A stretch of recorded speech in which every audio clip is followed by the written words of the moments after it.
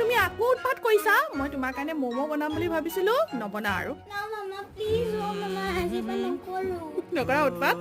ব'লা তেতিয়াহ'লে ম'ম' বনামগে আজি মাটন ফ্ৰাইড ম'ম'জ বনাম তাৰ বাবে মাটনখিনি 4-5টামান হুইচেল মাৰি ভালদৰে সিজাই কিমা কৰি লৈছো এতিয়া ইয়াত দিছো মিহিকে কুটি লোৱা পিঁয়াজ পেপি পাউডাৰ জোখমতে নিমখ জালুকৰ গুড়ি জিঞ্জাৰ গাৰ্লিক পাউডাৰ আৰু এচামুচ চিলি অইল দি ভালদৰে সানি লওঁ মই ময়দাৰ ডোটো আগতীয়াকৈ সানি ৰেডিয়ে কৰি থৈছিলো